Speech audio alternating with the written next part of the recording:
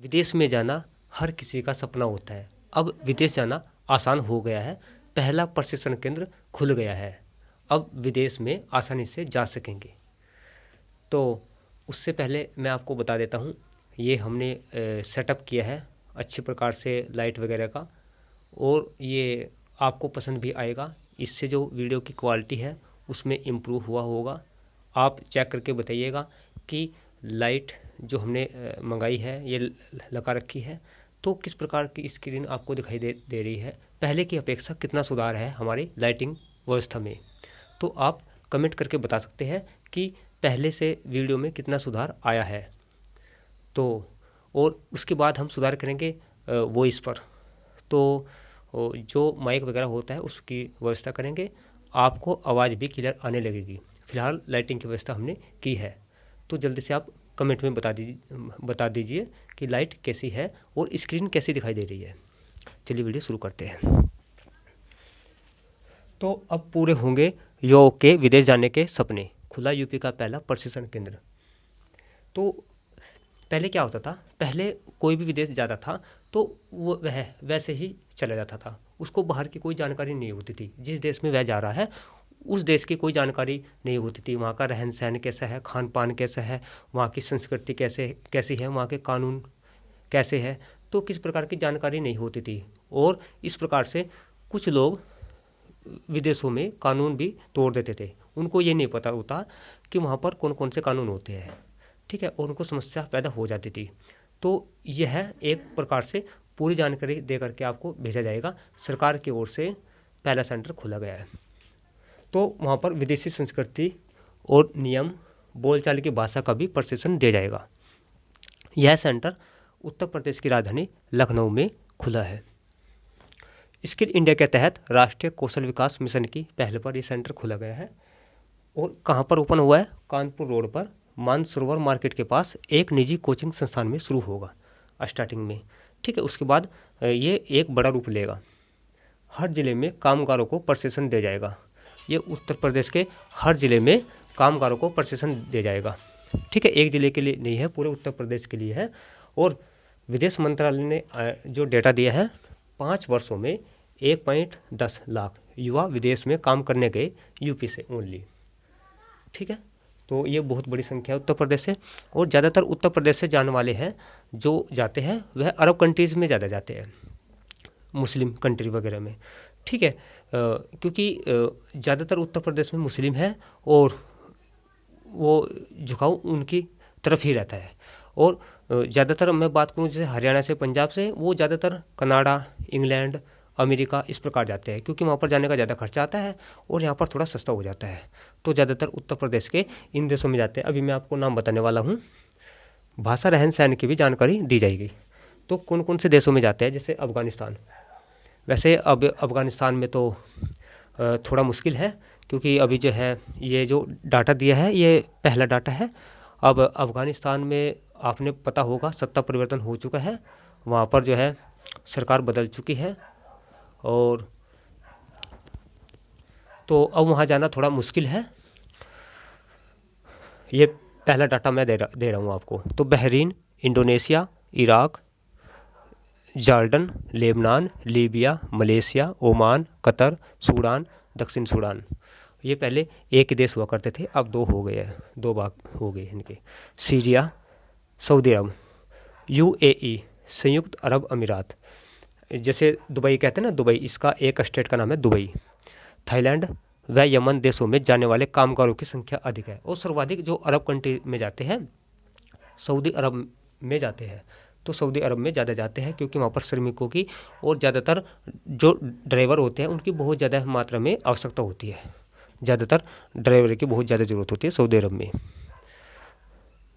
और जो उनके रहन सहन है, भाषा है, वो जो मैन जो शब्द होते हैं क्या क्या यूज करते हैं उसकी जानकारी देते हैं। जैसे कि अरब में जो है ना, अरब कंट्रीज़ में घर को बैत कहते हैं, डॉक्टर को तबीब, अस्पताल को मुस्तफ़ा, एयरपोर्ट को मतार, हेलो को मरहबा, और पहले को काबल, कभी नहीं को अबादान। तो इस प्रकार के शब्द यूज करते हैं। तो इन शब्दों की, यानी कि जो बेसिक शब्द होते हैं वहाँ के, उनकी पूरी जानकारी दी जाएगी। ठीक है। और गोरखपुर में भी प्रशासन की तैयारी की जा रही है। गोरखपुर में भी प्रशासन केंद्र खोलने की तैयारी की जा रही है। तो लोग इसलिए जाते हैं विदेश में कि जो पेमेंट होता है यहाँ की अपेक्षा जो है 3-4 गुना 4-5 गुना उनको पेमेंट वहाँ पर मिलता है। ठीक है, अच्छी सुविधाएं मिलती है, अच्छा पैसा मिलता है, तो लोग 2-4 साल वहाँ पर लगा देते हैं ताकि अच्छी सैलरी मिले, अच्छा पैसा मिले और यहाँ पर अपना बिजनेस डेवलप कर सके।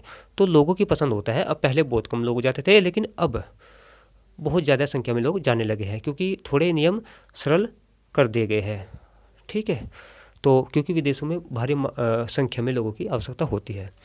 इन बातों का विशेष ध्यान रखें। जो कि विदेश मंत्रालय है उन्होंने जो बातें जारी की है गाइडलाइंस, मैं आपको बताता हूँ।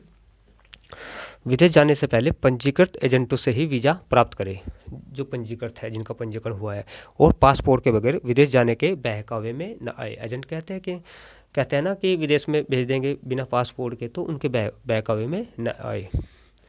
विदेश में धरना प्रदर्शन करते हैं जैसे हमारे यहाँ इंडिया में करते हैं, क्योंकि हमारे अपने इंडिया में तो रूल का पता है क्या रूल रेगुलेशन है।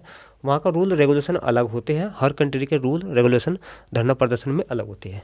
और हड़ताल, चोरी करना, अश्लील हरकत करना, तो इस प्रकार के जो वहाँ पर सज़ा मिलेगी वहाँ के कानून के हिसाब से सज़ा दी जाएगी, न कि इंडिया के कानून के हिसाब से। हर देश का अपना एक अलग कानून होता है। तो इस प्रकार से आपके जो जिस कंट्री में आप जा रहे हैं उस कंट्री की हर चीज़ की जानकारी आपको दी जाएगी, भाषा, रहन सहन, बोल चाल। ठीक है, तो टोटल लगभग बेसिक हर प्रकार की आपको जानकारी दी जाएगी ताकि आप वहाँ किसी के चक्कर में न फंस सके और अपना कार्य कर सके। कौशल विकास योजना के तहत निःशुल्क प्रशिक्षण प्राप्त करने वाले युवा भी नियमों के साथ विदेश में नौकरी कर सकते हैं। जी हाँ, ये इंपॉर्टेंट है। कौशल विकास योजना के तहत जिन्होंने कौशल विकास योजना के तहत जो कोर्स किया हुआ है, वे प्रशिक्षण प्राप्त करने वाले जिन्होंने प्रशिक्षण किया है वह भी विदेश में नौकरी प्राप्त कर सकते हैं। क्योंकि कौशल विकास योजना के तहत भी बहुत सारे कोर्स है जो आप करके अपनी स्किल को डेवलप कर सकते हैं और उस स्किल के बदौलत ही आप विदेश में नौकरी प्राप्त कर सकते हैं। जैसे आप वेल्डर है या इलेक्ट्रॉनिक्स का काम किया आपने, या ड्राइविंग किया है, या कुछ भी आपने स्किल डेवलप की है, या आपने किस प्रकार का कंप्यूटर का कोर्स किया है, हार्डवेयर या सॉफ्टवेयर या अन्य प्रकार के कोर्स होते हैं। ठीक है, उसकी काफ़ी रिक्वायरमेंट होती है फॉरेन कंट्री में। और जाने से पहले प्रवासी भारतीय बीमा योजना, जी हाँ, भारतीय बीमा योजना के तहत बीमा अवश्य कराएं। जो विदेश में जाते हैं उनका एक बीमा होता है, तो विदेश जाने से पहले बीमा अवश्य करा ले, क्या पता क्या बात हो जाए बाहर जाने के बाद में। तो ये थी विदेश जाने वाले जो की न्यूज़। ठीक है, जो कोई विदेश जाना चाहते हैं तो वह है प्रशिक्षण प्राप्त करके ही लखनऊ जो सेंटर है वहाँ पर संपर्क करें और वहाँ से पूरा प्रशिक्षण प्राप्त करके। अब प्रशिक्षण की जानकारी नहीं आई है कि प्रशिक्षण 1 महीने का है, 2 महीने का है, 3 महीने का है। ठीक है, और प्रशिक्षण के दौरान खर्च कितना होगा पूरी डिटेल नहीं आई है, तो इतनी ही जानकारी आई है। अगर आपको जाना है, आप उत्तर प्रदेश से बिलोंग करते हैं, ठीक है, तो आप ये जो जहाँ पर ट्रेनिंग मिलती है, प्रशिक्षण मिलता है, वहाँ पर आप संपर्क कर सकते हैं लखनऊ में, और पूरी ट्रेनिंग लेकर ही आप जाए, आपको जाना आसान हो जाएगा। पूरी जानकारी वहाँ पर आपको दी जाएगी, वरना अब तक ऐसा नहीं होता था। जानकारी के अभाव में विदेश में जो है ना इंडिया के लोग फंस जाते थे और उनका आना भी मुश्किल हो जाता था।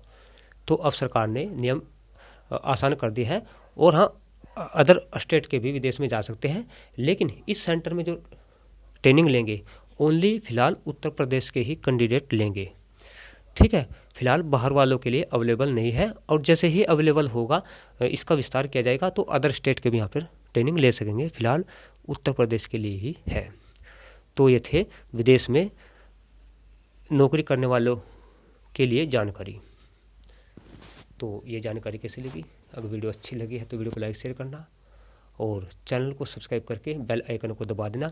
और आगे भी हम जैसे हमने आज इम्प्रूव किया आप देख रहे होंगे, इसी प्रकार से आगे भी अपने चैनल पर हम इम्प्रूव करेंगे, सुधार की प्रक्रिया जारी रहेगी। तो बहुत बहुत धन्यवाद।